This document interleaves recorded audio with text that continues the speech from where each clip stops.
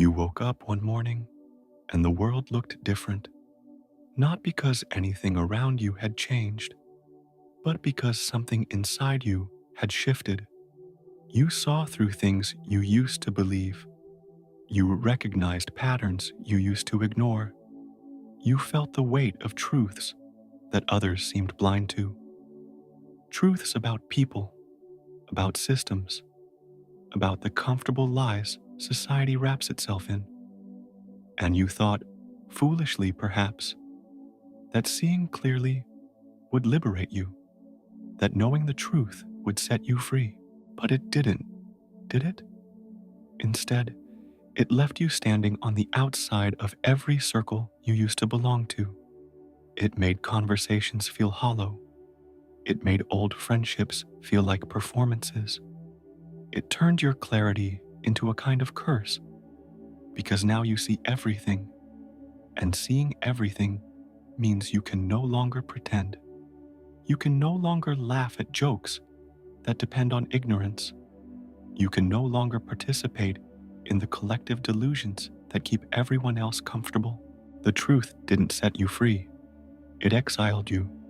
And now you find yourself in a peculiar kind of solitude, not the chosen solitude of retreat, but the imposed solitude of someone who has seen too much to ever go back. This is the loneliness of the awakened, and it is one of the most ancient and misunderstood forms of human suffering. You are not broken for feeling this way. You are not antisocial, bitter, or damaged because relationships now feel harder, because belonging now feels impossible, because you walk through the world like a ghost among the living.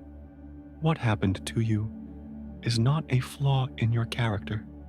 It is a consequence of consciousness expanding beyond the boundaries that keep most people safe. Dostoevsky understood this loneliness better than almost anyone who ever lived.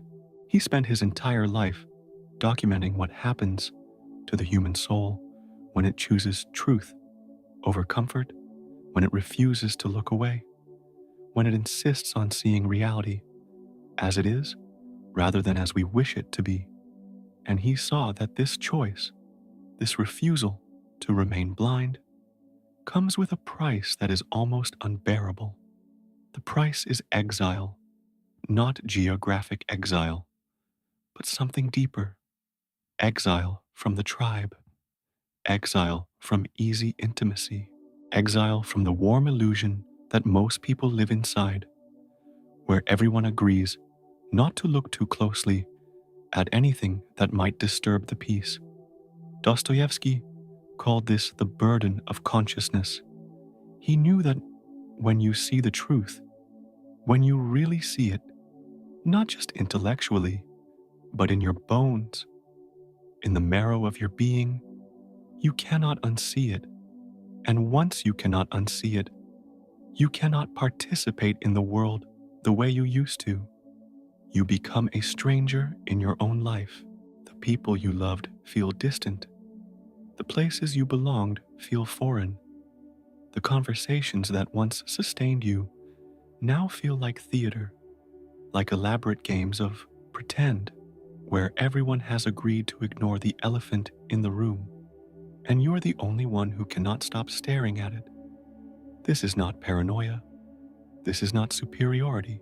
This is simply what happens when the veil lifts and you're left looking at the raw machinery of human existence, all its contradictions, all its cruelties, all its desperate self-deceptions.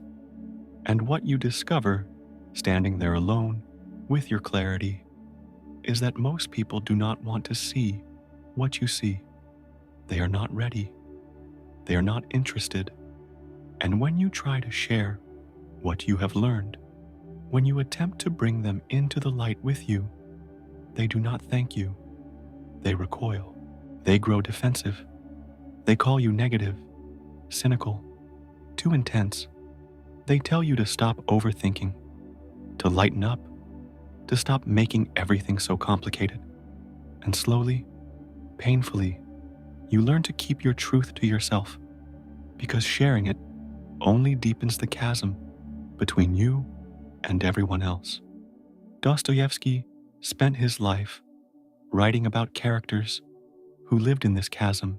Raskolnikov, who saw through the moral hypocrisy of society and tried to live beyond good and evil, only to discover that consciousness is a prison more terrible than any cell.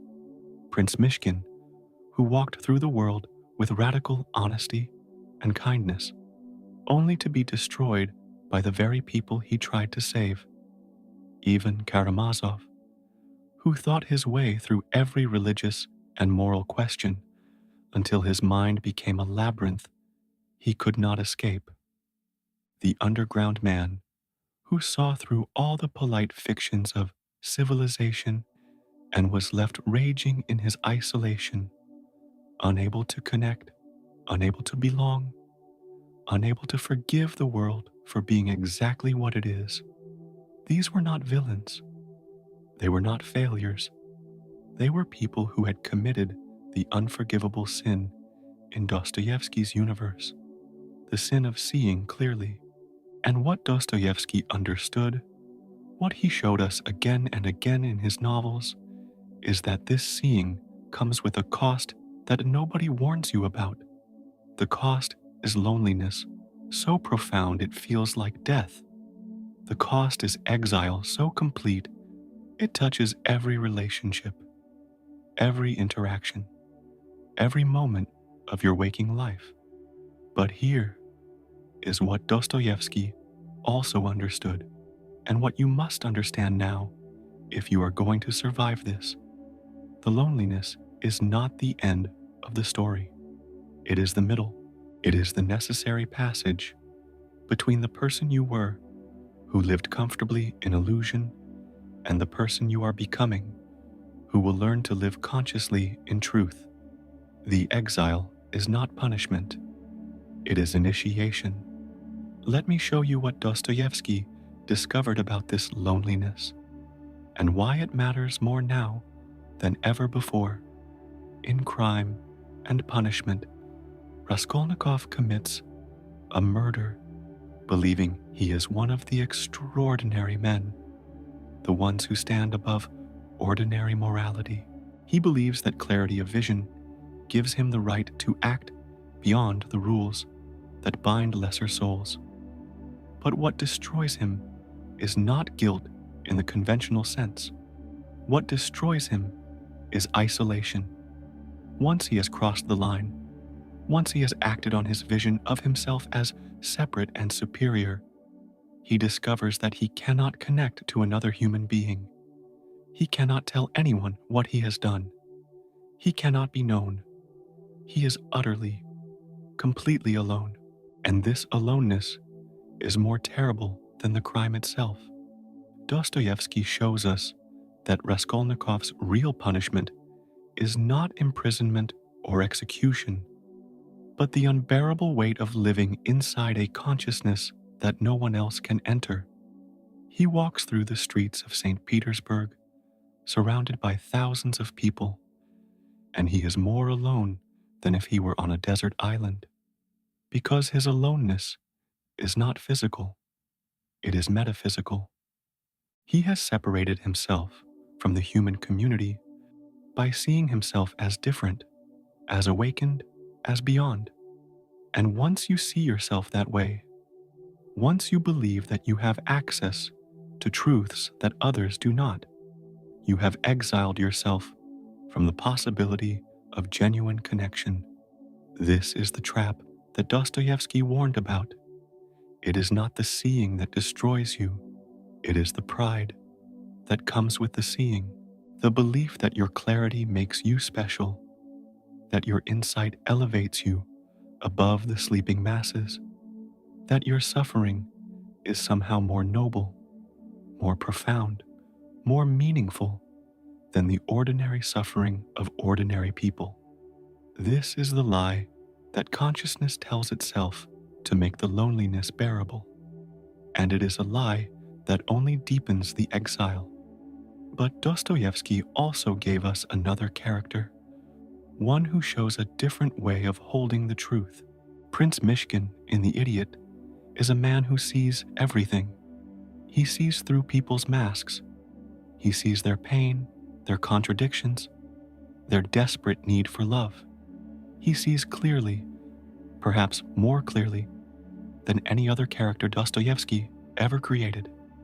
But unlike Raskolnikov, Mishkin does not use his seeing to separate himself. He does not stand above. He does not judge. He sees, and he loves anyway. He sees the corruption, the cruelty, the self-deception, and he responds with compassion. And for a while, this seems to work.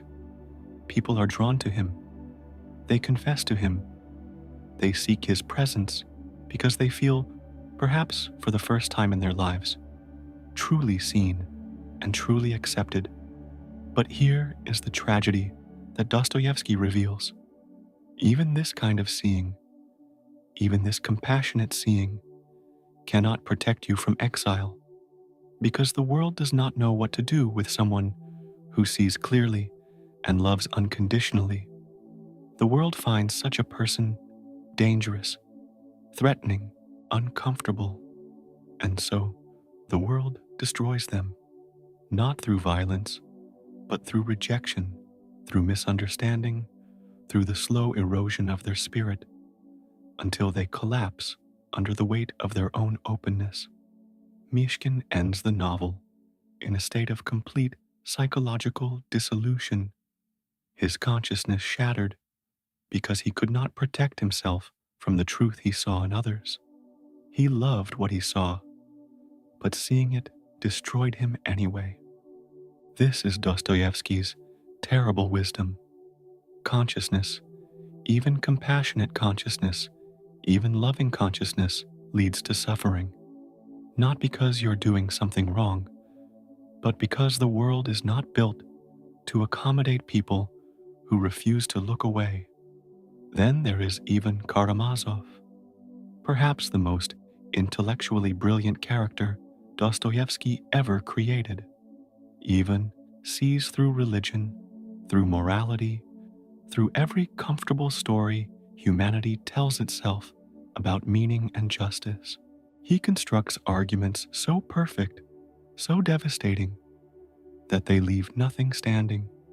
In his famous poem, The Grand Inquisitor, Ivan imagines Christ returning to earth during the Spanish Inquisition, and the church, the very institution built in his name, rejecting him. The Inquisitor tells Christ that people do not want freedom. They do not want truth. They want comfort, security, bread, and miracles. They want to be told what to believe, what to do, how to live, and any figure who offers them real freedom, the terrible freedom of consciousness and choice, is a threat that must be eliminated. This is Ivan's vision of humanity, and it is a vision born from seeing clearly. He sees that people do not want to be awakened.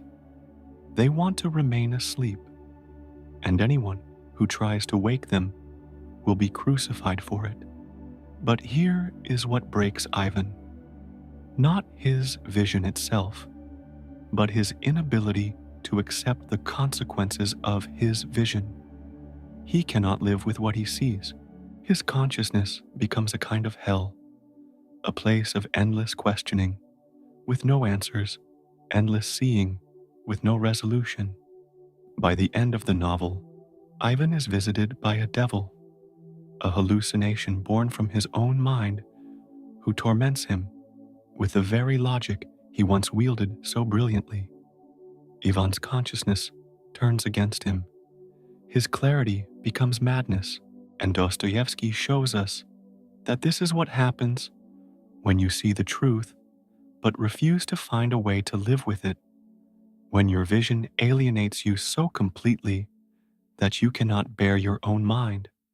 The underground man, Dostoevsky's most disturbing creation, takes this alienation to its logical extreme. He is a man who has thought his way out of every possibility of connection.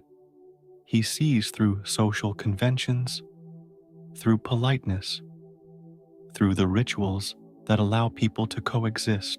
And because he sees through them, he cannot participate in them. He spends his days alone in his miserable room, composing furious monologues about the stupidity and hypocrisy of everyone around him. He is right about most of what he sees. His observations are often brilliant, cutting, true, but his rightness has left him completely alone, completely unable to love or be loved, completely trapped in the prison of his own consciousness. The underground man is Dostoevsky's warning about what happens when clarity becomes a weapon you use against the world and against yourself. When your seeing turns into contempt, when your truth becomes an excuse for bitterness, when your isolation hardens into identity. This is the darkest version of the loneliness that comes with truth, not the noble suffering of the misunderstood prophet, but the corrosive suffering of someone who has used their insight to justify cutting themselves off from all possibility of human warmth. What Dostoevsky understood, what runs through all of his work like a dark river, is that consciousness is a double-edged gift. It allows you to see, but seeing separates you. It allows you to understand, but understanding isolates you. It allows you to know the truth, but the truth exiles you from the comfortable lies that hold communities together. And yet, Dostoevsky never suggested that we should remain blind. He never advocated for willful ignorance or comfortable delusion. Instead, he showed us that the challenge is not whether to see, but how to see, how to hold the truth without letting it destroy you, how to remain conscious without becoming cruel, how to live in exile without hardening into bitterness, how to carry your clarity like a lantern rather than a sword. This is the path Dostoevsky pointed toward in his later work, especially through the character of Alyosha Karamazov, Ivan's younger brother. Alyosha sees the same world Ivan sees. He is not naive. He is not blind. He understands suffering, injustice, corruption. But Alyosha makes a different choice with his consciousness. He chooses to remain connected. He chooses to love the people around him, even though he sees their flaws. He chooses to participate in life, even though he knows how absurd and painful it is. He does not pretend that suffering doesn't exist. He does not lie to himself about the darkness in human nature, but he also does not allow his seeing to become a reason for withdrawal. He remains engaged. He remains present. He remains, in the deepest sense, alive. And this, Dostoevsky suggests, is the only way through, not to see less, but to see fully and still choose connection, not to protect yourself from the truth, but to face the truth and find a way to love anyway. You are living in this exile now, this place between worlds.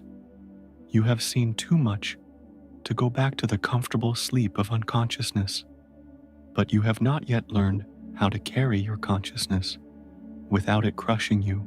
You feel the loneliness of the awakened, the isolation of someone who cannot share what they see, who cannot find mirrors in the eyes of others, who walks through life feeling fundamentally misunderstood. This is the space Dostoevsky wrote from. This is the terrain he mapped more thoroughly than almost any other writer in history. And here is what he would tell you, speaking across the centuries from his own exile, his own loneliness, his own struggle with consciousness. You are not alone in being alone. This particular loneliness is the price of refusing to look away, and it has been paid by everyone who has ever chosen truth over comfort. The question is not how to avoid the loneliness. The question is how to inhabit it without letting it destroy you. How to be alone without becoming the underground man.